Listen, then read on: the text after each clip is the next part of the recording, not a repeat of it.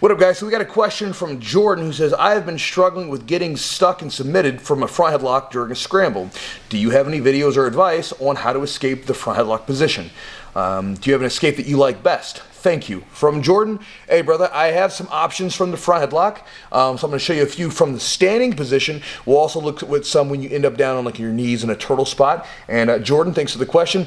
Hopefully these help you, brother. All right, guys. So Jordan, this is gonna be some jiu-jitsu or some wrestling 101 stuff. Very simple stuff I still use to this day. The first one that I'm gonna show you is going to seem so simple that it couldn't possibly work, but I assure you that it does. It works off the basic principle of anytime someone touches our neck, we start to defend it just like we should be from back mount. As a quick side note, like to kind of explain what I mean, let's say that you're in back mount. If you're fighting grips or whatever, and someone's hand starts to snake around your neck, what should you be doing? Boom, two hands should be defending that neck, right? We shouldn't be up here, hey, the arm's coming around my neck. What should I? You instantly defend, right? And so this is what that first one's gonna work off of. So let's take a look at the front headlock position. So we're going, Marvin gets me into a front headlock position real quick, right? So notice, as soon as his hand gets around my neck, I need to defend it. Now in wrestling, we've got to do this for control and for positional purposes, but in jiu-jitsu, there's a lot of submissions, guillotines namely, right there. So this is a threat. Just like back mount, the arm coming around the neck would be a threat. So all we're gonna do in this first one, very simple, is you're gonna fight to get two hands onto his wrist. And again, it may seem like that's too simple, but it's all about the timing. As soon as someone's getting you into that front headlock position, go ahead, boom, we're right in here grabbing. Now, once I'm here, I'm gonna start to circle away from the position here. And sometimes, even if your neck gets caught in a little bit of a guillotine here, going to the unique side for here, if I start to circle away, I can start to clear that out as I'm working on his hand. So again, we're circling not into him, but away. So he gets me down to front headlock, boom, right here. I'm gonna fight the hands as he's getting into it, and I'm gonna keep my head up, and I'm gonna circle away from the position here. And then I could shoot in for a takedown if I wanted to, but that's gonna get me out of there from there. Now, the other one is that I will shoot to the opposite side, okay? So if someone gets me into a front headlock, even shooting a guillotine, I'll work on getting my body to the side for a takedown. So Marvin gets me into a front headlock position right here, right? Maybe I wasn't able to get a good grip on it, right? Well, then what I'm gonna do, step this way for me, Marvin, is I'm gonna take a step and I'm gonna do a basic sweep single here, out on the outside. Then I can pick the leg up and begin to attack on my own, right? So from here, we're going, he snaps me down here, take a step, and again, as I'm going, dropping, picking the leg up, and going. So those are two options from standing. Peel, circle this direction, or shoot on the opposite leg. Now let's take a look at a couple options from the ground. So again, the first one still stays relevant here.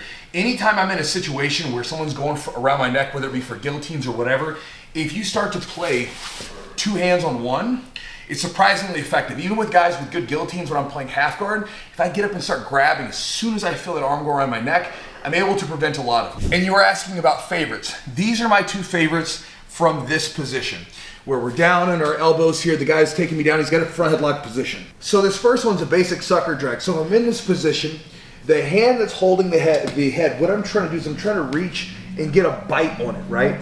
Again, I won't get necessarily too far, but I'm trying to get a bite here, and I'm gonna take a step on the outside, and the hand cuts over, right? Go and put a little bit more pressure on my neck, Marvin. He's here, so I'm stepping, catching here, and again, you're whipping your body out to the side. Something you'll definitely have to play around with before you actually start to hit it, right? So again, as I'm going, what's happening is I'm holding his arm, my head's circling out, and we can go behind him, okay? Now the other one, basic peek out. This will happen when the arm is holding for some reason. A lot of jiu-jitsu people will do this. They'll hold here and they leave way too much space on this side. You can still do the sucker drag here, by the way, works fine. But if they're not holding well on that side, there's an easy peek out here. So from here, if he's holding in a situation where his elbows are not closed in, then I'll go for this. Now, when I say elbows closed in, go and put your grip out here, put a gable grip together. That would be a situation where that peek out's gonna be real tough because now there's no space for my head to go, okay? So in this one, check it out. We're here in the spot. I'm in this spot here. There's space in this elbow. I'm gonna go out, and I like to try to get a grip where I feel like I can hang on the elbow, step up, and shoot through, right?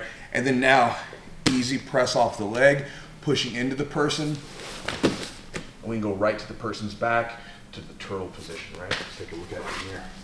So again, he gets me down, his arms are behind, reach back to see if you can get a catch in the elbow. I'm posting on my elbow and opposite foot, sitting through, and I peek my head out with my neck and my shoulder driving against his body. Now from here, pressing off the leg, we can turn right back to the person's back right there.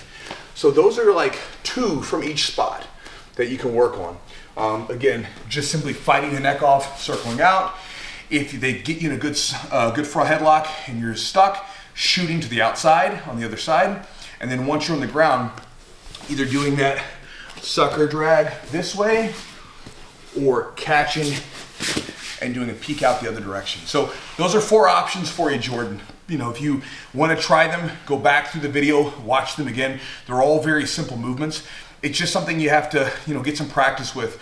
So if it's something you want to mess around with, have one of your training partners play from like front headlocks. Have them put you in a front headlock and just work from those positions and get some, you know, moderately paced rolling in from those spots to get some comfort with them and to develop that muscle memory. So just some ideas to chew on. Hopefully it helps you, brother. I'll talk to you guys next time.